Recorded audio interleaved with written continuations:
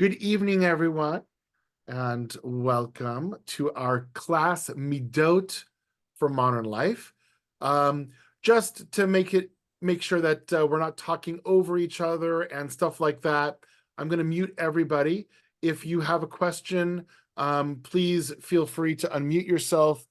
I prefer with a class this big that you raise your electronic hand as opposed to going like this, because sometimes I don't necessarily see it. But if you raise your electronic hand, which is under reactions, it says raise hand, it'll pop you right to the top of my screen, and I'll know you're there, and I can make sure that I answer questions in the order that they come in. So we are going to talk a little bit about spirituality. And for those who know how I've been teaching over these last number of years, I try to teach in the fall something that is relevant or a timely topic. So this year we taught the roots and results of anti-Semitism, unfortunately a very timely topic. In the winter, for the past number of years, I teach, or actually I changed the winter class for anti-Semitism. Well, I normally teach a class on an obscure book of the Bible, but this year we taught the anti-Semitism class. I can't remember what I taught in the fall. Bonnie, what did I teach in the fall? Do you remember? Nothing, because the war started. You were going to do egalitarianism. That's right. And I was going then to do egalitarianism, we did and like then the war started, and we didn't do it. And then in the spring, I like to teach something that has a connection to spirituality. So last year, we taught about the spirituality of Heschel, Abraham Joshua Heschel, and we did an examination of him. This year, we're going to talk about Middot. Middot ultimately are a way to look at the world and our lives through a spiritual lens. And we're going to define that today. Roberta asked earlier, by the end of this, hopefully you will know what Middot are and understand them at least a little bit better. Let's kind of go through a syllabus so we see what is upcoming. March 19th today, we're going to have an introduction. Next week, I'm dividing the Middot up into 3 different categories. The first is educational Middot, and you'll understand as we get more into them what I mean by that. April 2nd, we'll look at spiritual Middot. April 9th, we'll do a second unit on spiritual Middot. There are a lot of them, as you can imagine. We are going to actually skip after April 9th, we're going to skip a number of different weeks because of stuff going on here in Passover. We will have a class on May 7th, which will be the last class, and that'll be practical Middot. Okay? Any questions just on the syllabus? All right. I will record these classes, so if you have to miss one, just send Bonnie an email. She'll have the link on where to see the class so that you can catch up in between classes and be able to keep up as we go. Nancy, you have a question?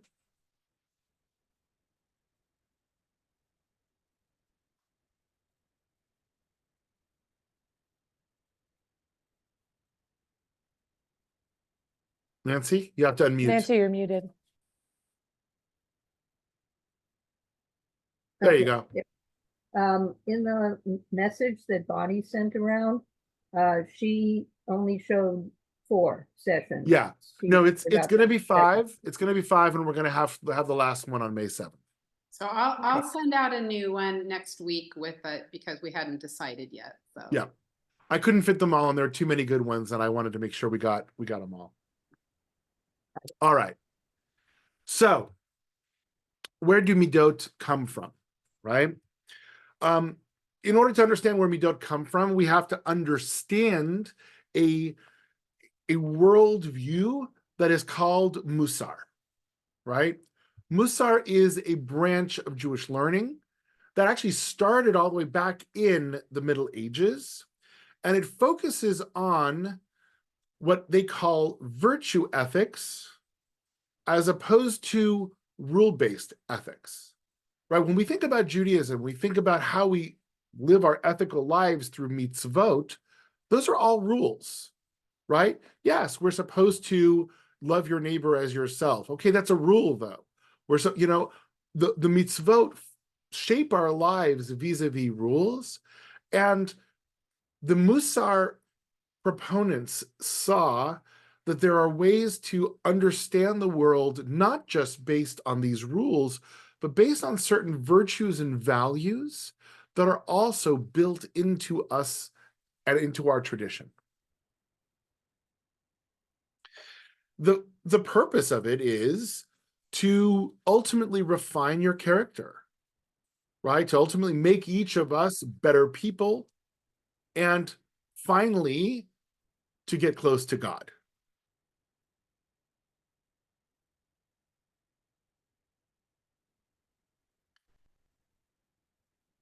You're going to see it started all the way back, even in the 10th century. There's our first piece of literature that we connect to Musar literature. But Musar as a movement, as a philosophy, as a mass idea really started in the 19th century under the leadership of Rabbi Israel Salanter. And he was actually responding to a very specific challenge, right? The 19th century brought enlightenment. And he saw enlightenment in general and Jewish enlightenment specifically, which is called Haskalah, taking people away from the spiritual nature of Judaism. Enlightenment was all about science, and it was all about categorizing and structuring and academics, right? The conservative movement kind of came out of that. Early conservative movement spoke of what they called Wissenschaft des Judentums, right? The science of Judaism. And Salanter said we were missing something, we're losing something when we focus on the academics and the rigor and all of that, and we don't bring that spiritual life into us. This actually was sort of a more traditional response than Reform Judaism, but they both sort of looked at that traditional Orthodox, rigorous Judaism and said, it's not speaking to us. Reform Judaism went in the way of modernity and went in the way of assimilation, of trying to be like everyone else is their response. And Salanter went in the way of saying, no, we need to focus on our spirit. We need to focus on who we are. A great way of thinking about it comes from Rabbi Eli Alupian, who describes Musar as making the heart feel what the intellect understands. It can't just be an intellectual, Judaism can't just be an intellectual exercise. Your heart has to come along with. And that's what Musar is all about.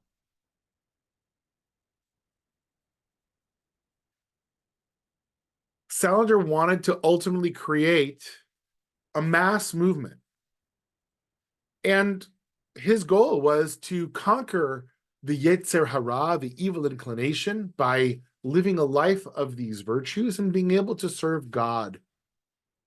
That's ultimately what these values and virtues focus us on and allow us to do. But what was interesting and this is quite a modern way of looking at the world, right? He understood that every individual is going to have their own set of unique challenges. This is not a one-size-fits-all, off-the-rack sort of thing. And therefore, he had to create a system that allowed for people to pick from a larger corpus of ideas, but arrange it in such a way that was going to be uniquely for you. It was your own personal spiritual curriculum. And he used different modalities and different ways to try and do this. Chanting and meditation and introspection, all of these things were part of what he did. It was very different from anything that was done beforehand. And he was especially fighting against, my apologies for anybody who comes from this part of the world, my family does, the Yeke, rigorous, academic, Talmudist mentality of Judaism is all about academics.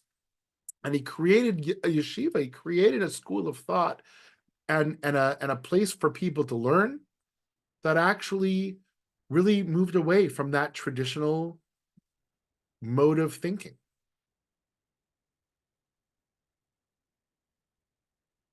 Any questions so far on Musar or sort of that initial push of Musar movement? We haven't talked about Middot yet. I promise I'll get to it, Roberta. All right. So there was a whole new genre. It should be literature. Pardon me for the typo. Was created that sort of fell into this Musar genre, and the earliest was actually Rabbi Saadia Gaon back in the 10th century in a book that he called Sefer Emunot V'Deot, which is a book of beliefs and opinions. He finished it around the year 933. It was actually written in Judeo-Arabic. What is Judeo-Arabic? It's actually Arabic written in Hebrew characters. But the language is much more Arabic-based than Hebrew-based. But a lot of Jews didn't read Arabic. They spoke it, but they didn't read Arabic. For anybody who knows Arabic, you know that the spoken Arabic and literary Arabic are actually two different languages almost, right? They're very different from one another. And so people understood the Arabic, but they couldn't read the language. And so he used Hebrew letters for it. He wrote this as a defense of rabbinic Judaism against the Karaites. The Karaites were a group of Jews that didn't believe in rabbinic Judaism. They just looked at the Torah, right? Anything that happened after the Torah and the biblical period is out. And so he wrote this, he was a rabbi, and he wrote this as a defense against that. And it's not really technically a Musar book, but it's actually a foundational book that a lot of Musar writers start from, because it has this framework of values and ideas as opposed to laws.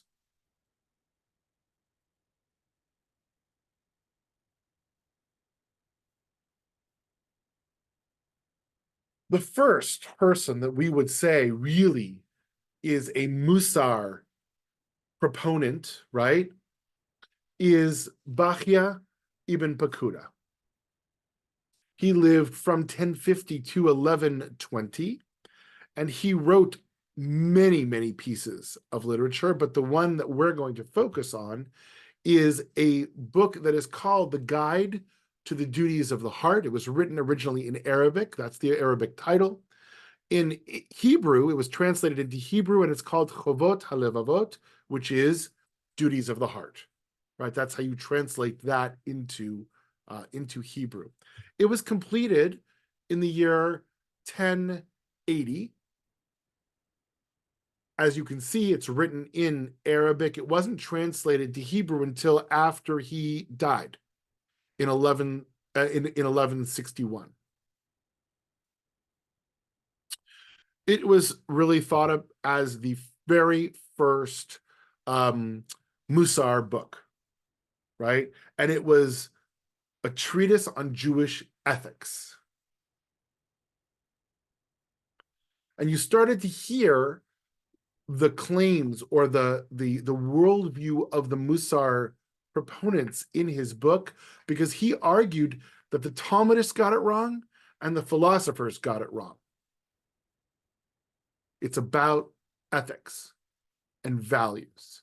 It's not about law, and it's not about theoretical philosophy.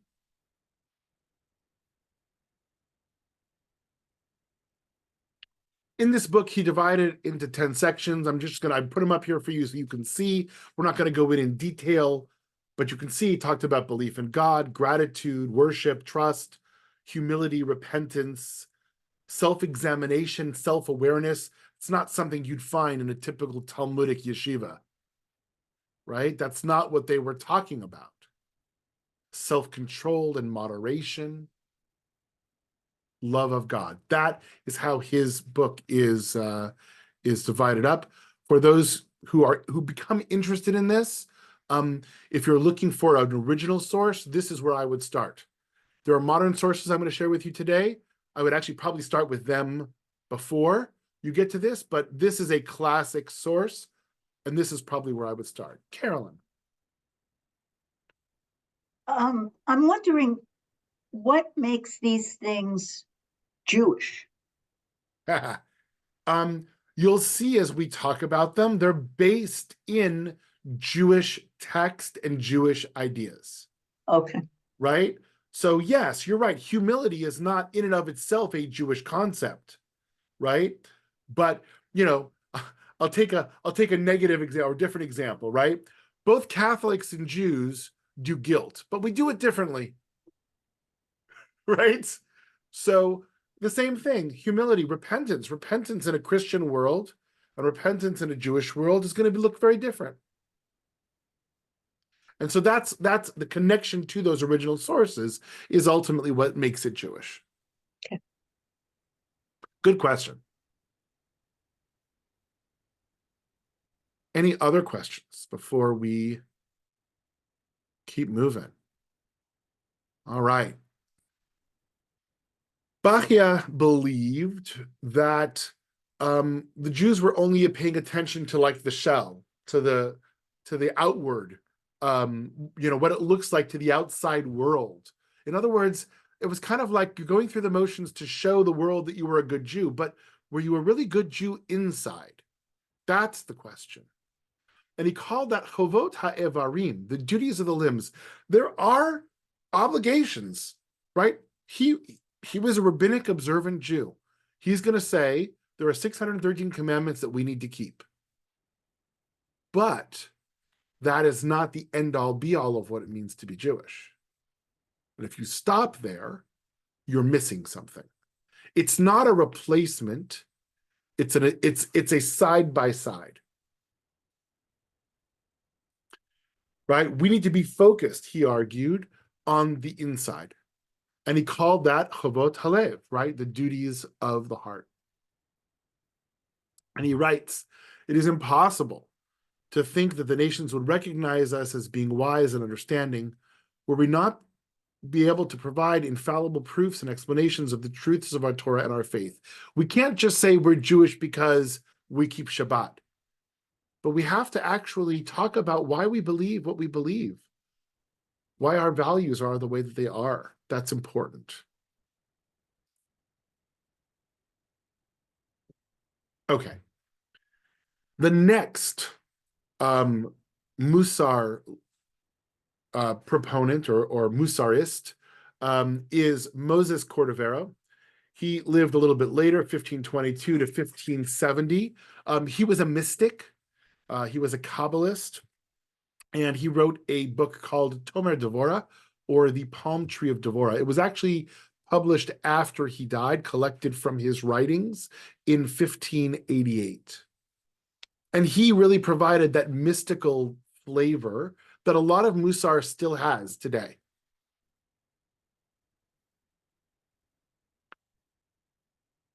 The goal of any mystic is imitatio Dei, right? To be like God. And we do that through these divine traits called Middot. It's the first definition we're going to get of Middot. Cordovero calls them divine traits.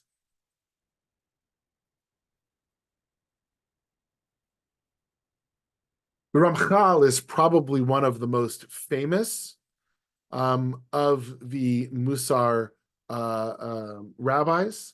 He lived 1707 to 1746. Anybody who has been to Akko can visit the Ramchal synagogue. It's actually one of my favorite synagogues to visit in Israel. And he wrote a book called Mesilat Yesharim, The Path of the Just. It was published in 1738. And it is a clear guide. His purpose is to give you a guide for how to be a pious person. Not an observant person. A pious person. A righteous person. And he tries to remind us of our obligations in that way. This became so foundational that in the 19th century, Salanter used this as one of the basic works of his curriculum in his yeshiva.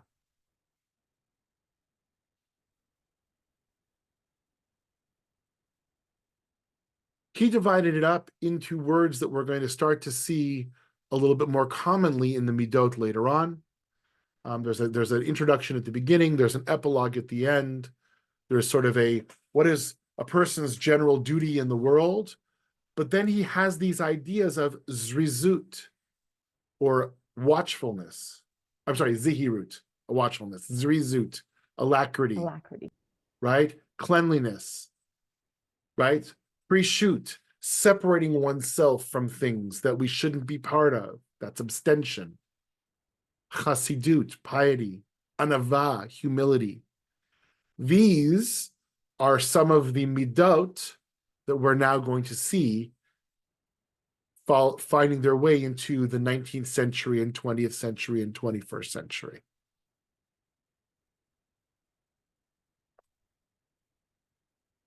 So Musar literature is still happening today.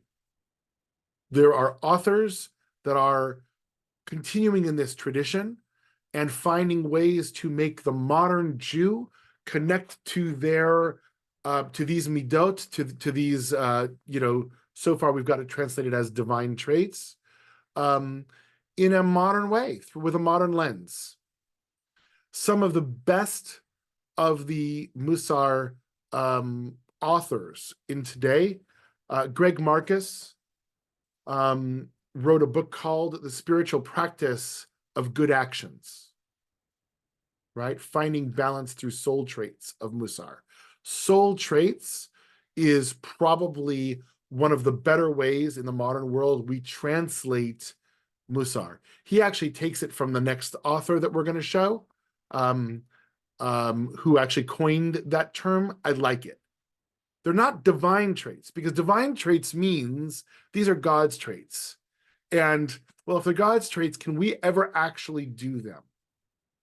I like soul traits because these are things that connect us to our souls, to our spiritual selves.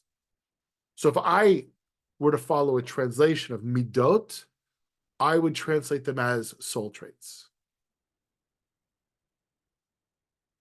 He published this book in 2016. He's actually founder of an organization called American Musar. You can look up their website, get resources. He writes on that website, Musar has changed my life. My spiritual journey started the day that I realized that I turned my employer into a false idol. I cut my hours by a third without changing jobs in less than a year. Musar taught me why I was a workaholic and gave me the tools to bring healing and balance into my life. I chose this because I wanted to show that Musar is not just about connecting to Judaism. It's about living a spiritual life, a balanced life. And we use these Jewish tools to do it, but it connects us to the real world.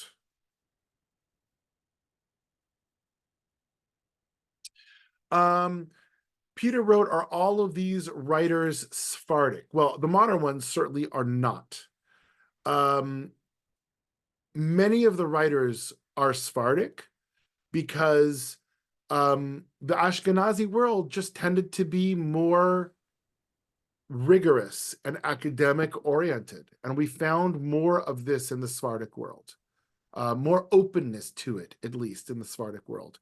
Now it's both. There are Ashkenazi and Sephardic Musar proponents, but the original rabbis, many of them were from the Middle Eastern world or the Sephardic world. Peter, How do you have did a it- question? How did it make the bridge between Sephardic and Ashkenazi? What caused that bridge? Ultimately, Salanter, right? Salanter took Luzzato's work and brought it to the yeshivot of 19th century Europe. Because he saw in it what he was trying to strive for. So it was Yisrael Salanter who ultimately made the bridge. It's a good question. Alan Morinis is probably one of the most prolific modern writers on Musar. And if you're going to start with Musar books, he's written a few. I will focus, I'll let you know which ones are good in just a moment. He was born in 1949. He's still alive and writing today. He wrote a book called Climbing Jacob's Ladder in 2007. Everyday Holiness, the Jewish Spiritual Path of Musar, I highly recommend. Everyday Holy Day, 365 days of teaching. This is one of those, you know how you used to have like the calendar where every day there'd be a different quote or a different idea? He has 365 different teachings that you can do one a day. With Heart in Mind is another excellent book. Musar Teachings to Transform should be your life. My apologies, it's my error, not his. And he, with Barry Block, wrote a Musar Torah commentary, which I've used for a number of my sermons. It's very interesting to look at the Torah readings from a Musar perspective.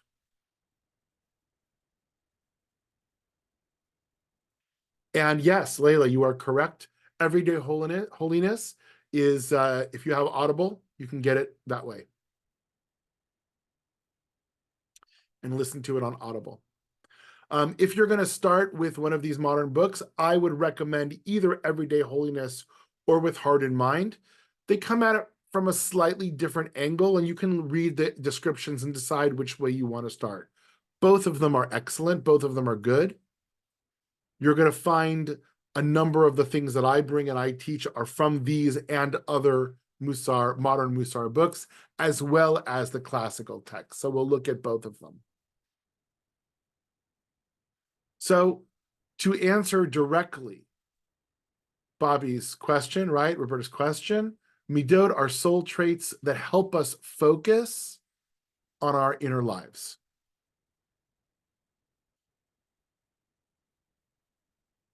When we cultivate an awareness, a knowledge, and a practice of these Middot, then we can ultimately understand and get to Rabbi Salanter's vision of being a spiritually engaged Jew, not just a halachically engaged Jew, a legally engaged Jew, but a spiritually engaged Jew. And these soul traits are within each of us, right? The soul is pure. It gives us that source of that. We just have to find ways to activate them in our lives. And this is an important part of understanding Musar, right? Because it's not we look outside and we're trying to bring something in, but we're actually looking into ourselves, into our divinely given soul, and helping to actualize and activate that aspect of our soul that we've kept hidden or kept away, that we don't allow to come out.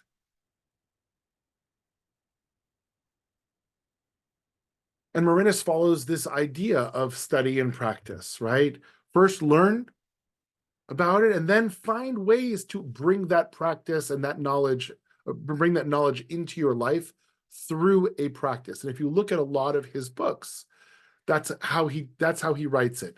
Here's the idea, and here's something you can do to bring that idea into your daily life. So what are the Middot? There are lots of different lists, right? From the earlier ones that are just a few, to, if you go to the Musar,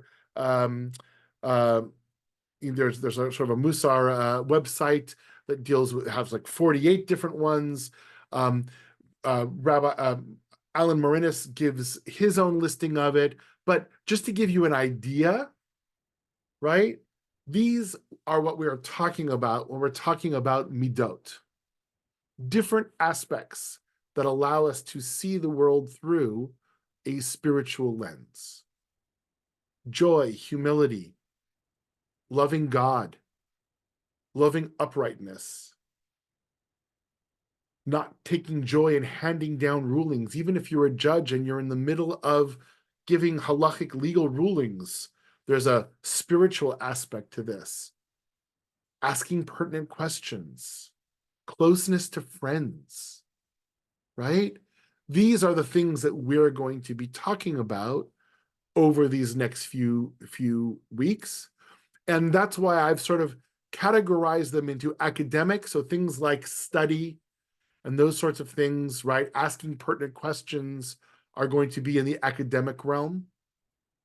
Then there are going to be things in the spiritual realm like fear or awe or humility or joy or those sorts of things. And then there are going to be practical things, limiting sleep, right?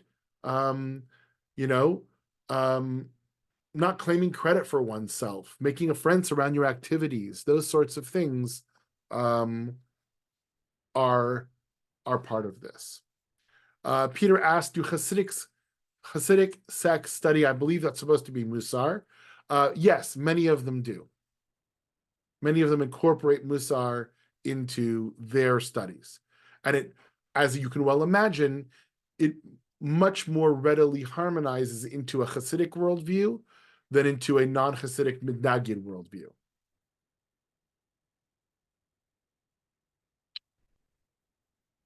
Any questions?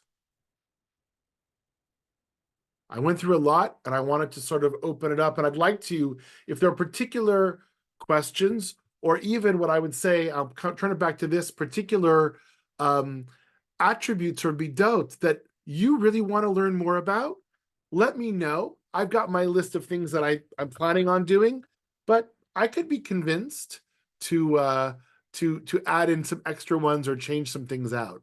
March. Excuse me.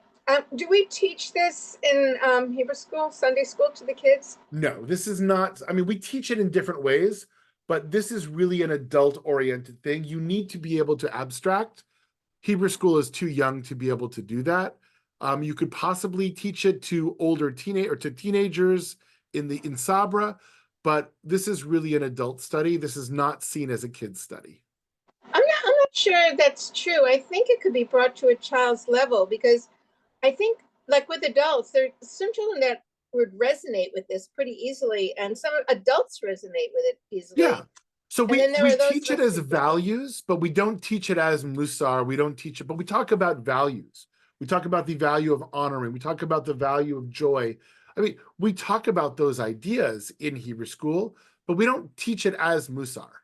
I know, I understand that. I mean, but do we teach it in terms of spirituality, versus law? We do. That's what I thought would be important. We do. We connect it in usually to holidays, especially, is a great way to connect it for kids, because they need an anchor. It's a little harder for them to talk about it just in general. They need an anchor. Diana. I think to your point, we all sort of need an anchor. And when you look at this list, it's like, wow, it's really overwhelming. And some of them can actually go together. But I think one thing that could be sort of a cool experiment, right now I'm captioning a public speaking class, and the assignment for the students is they have to pick one thing that they're looking to change in their lives, and they do it for 30 days. And then they do a little bit of research on it, whatever. And then at the end of 30 days, they come back and they report, like, how's it working for you? Mm-hmm. And I can see that working very, very well with something like this, this list that you've presented, is taking just one thing and incorporating it and you have an actual measurable goal with it too. And you might get to that. And if you do, I apologize. No, if I'm no, you're overstepping. absolutely right. That's where we're going to sort of end in our last class, is to Oh. go back and find something that you really Oh. feel spoke Ah. to you in all of this, and go with it. Yeah. Absolutely. Yeah. Yeah. So it becomes a practice. So you practice Musar. That's how I would you don't do it, like you practice it like anything. Yeah. So Layla put down limiting work and business. I'm assuming you mean that would be something that you'd like to learn more about. So thank you for that suggestion. Tom. Hi, Tom. Great. Hi, how are you? I actually have two quick questions. The first one is, all these Middot here, the breadth of all these, were they evolving over all these centuries, or did Yeah. the first rabbis kind of lay them out and then everyone else has been discussing them ever since? How much have they been changing, and how much do they continue to kind of evolve? Good. It's a combination. So, when you look at some of these, you look at Mesilat Yesharim and you look at Chovot HaLevavot, you look at these original books, they have these ideas in sort of larger categories, and this sort of divides them up into some subcategories. Okay. Right. Got it. So they have study as a larger category, but then, you have, learning in order to teach and learning in order to do as subcategories of that.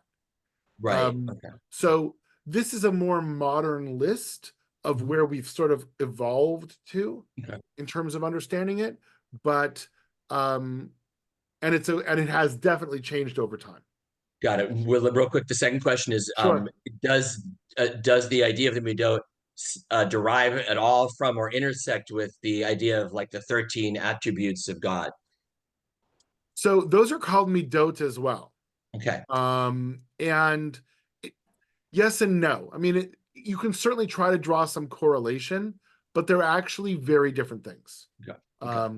And they're looked at in different ways. And I haven't seen any Musar literature that has taken the 13 attributes of God and connected them in that sort of direct way. Okay, great. Thank you. Yeah, absolutely. I don't know if it's Neil or Barbara. Barbara's on the screen though. So hi.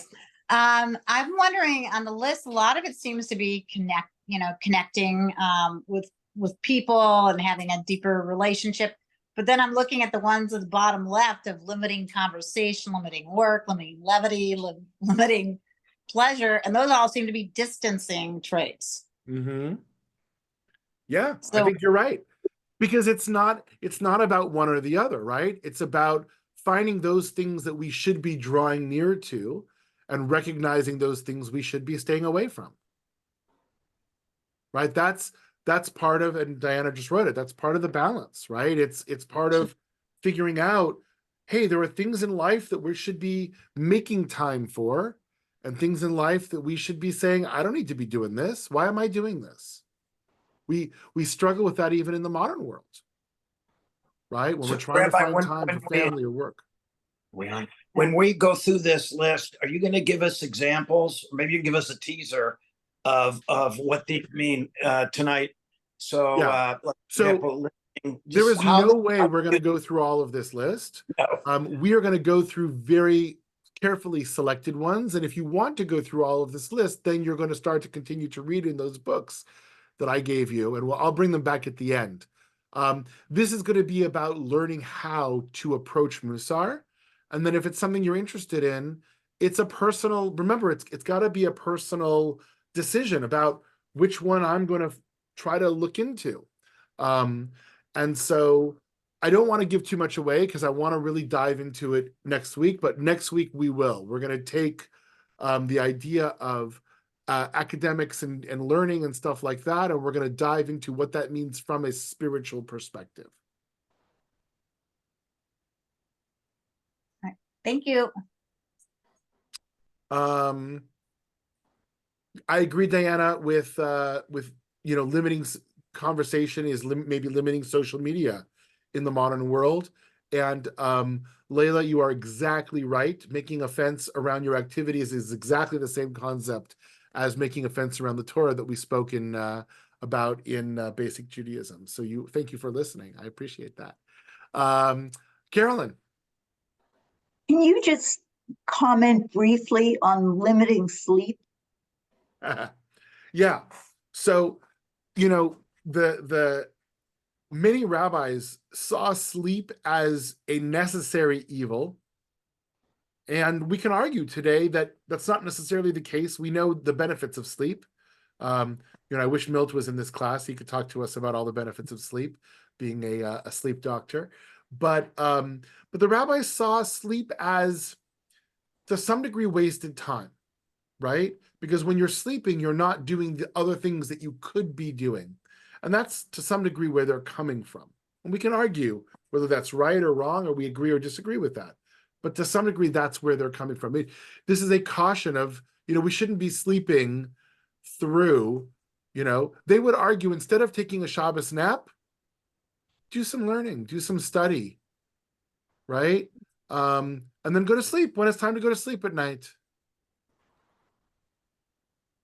Peter.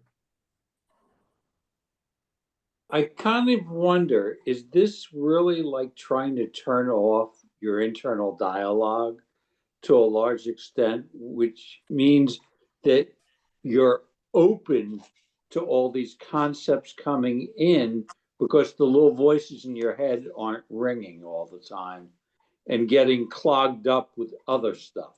Maybe. I mean, look, I would argue actually this is about engaging your internal dialogue in the right conversation. I don't think it's about turning it off, because you can't. But, I've always said that if all of the space in my head that is taken up with movie quotes was occupied by Talmud, I would be a great Talmudist. Right? Like, there's a certain amount of space in our head that's taken up with stuff that, okay, it's a waste. It shouldn't be there necessarily, And so it's not about turning off the dialogue, because we need that dialogue. It's about focusing the dialogue on, and focusing that inner voice on, the things that are important, as opposed to the things that are unimportant, which we tend to do. And I agree with Tom. I'm a very big proponent of the Shabbos nap.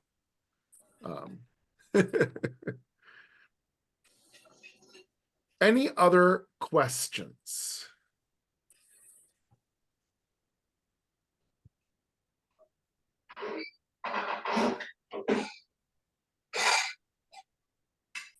All right. So next week we are going to start to get into the details. Hopefully this has whet your appetite a little bit.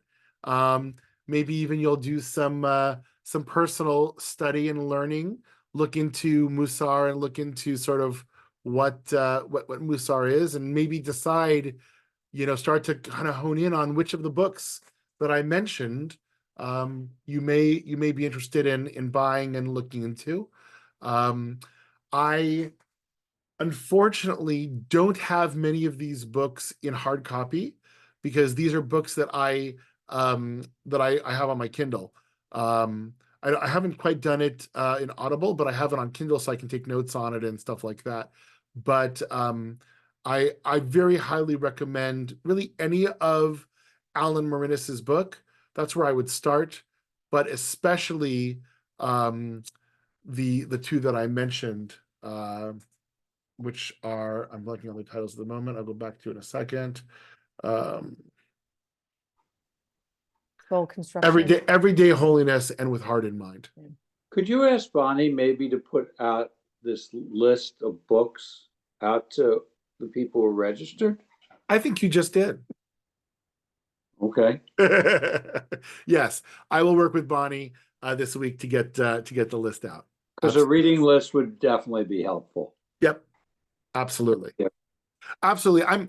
I'm a little hesitant to do it prior. Because I want you to go through it with me, and I think it may actually become confusing if you use these books and go off in all sorts of different directions. So I think what I may do is I may save that reading list until after the last class, and then send it out as for further reading, and do it that way. That way you've at least got the introduction, and you don't just sort of jump in to the rest of it.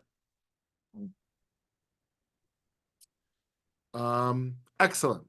I did put the link, I hope it's okay, for the Musar Institute, Yeah. which is Alan's, I guess his place. Here's one, right. And Right, it there's a has, couple of, you know, it's a yeah. business. There's a couple competing ones out there. Oh, totally. Big so, the Musar business. Yeah. Yeah, look, and it's what I will say to you is Musar has become, in some circles in modern Judaism, kind of the new emotional fix, right? You know, for a while it was Kabbalah, it was mysticism. Everybody was like, oh, we have to do Kabbalah, we have to do Kabbalah. And then it became, oh, we have to do Musar, we have to do Musar. You know, all of these are tools. And none of them are meant to be used on their own. So when people ask me, for example, about Kabbalah, Jewish mysticism, my response, and those who know me have heard this already before, I say that Jewish mysticism is an exquisitely beautiful tablecloth that is meaningless without the table, right? It's meant to be used within a framework of living a Jewish life, right? You can't say, oh, I want to live a Musar Jewish life and not have Shabbat be something that you're thinking about. It doesn't work, right? It doesn't work.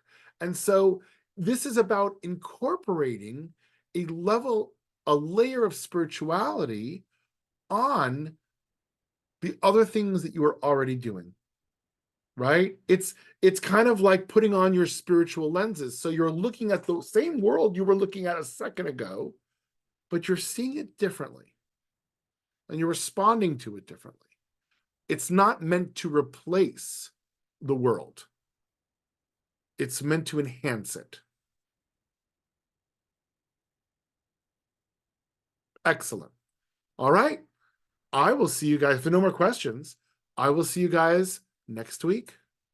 For those who don't know, we have Purim coming up. Saturday night is Purim. At 6:30 is the family celebration. At 8 o'clock is a traditional Megillah reading. And then 8:30 Sunday morning is also a traditional Megillah reading. So we encourage you to come, join us, have some celebration. We need it. We need it. Tell them the theme. Well, the theme, especially for the family one, is Rabbi Wonka and the Candy Factory. Save some for the grown-ups. We will try. It's going to be tough, but we will try. Are All they right. Barton's chocolates or no? Say it again. Is that Barton's chocolates you're serving? Oh, there's going to be all sorts of stuff. We're actually going to have a full candy bar for these kids. Yeah, it is going to be a candy factory, but those kids are going to have to earn their golden tickets before they go in. Cool. All right. I will see you guys all later. Hi back to Augie. Hello, Augie. I hope you're doing well. And you're up late. Wow. Okay. I will talk to you all later. Thank you. Bye. Thank you. Thank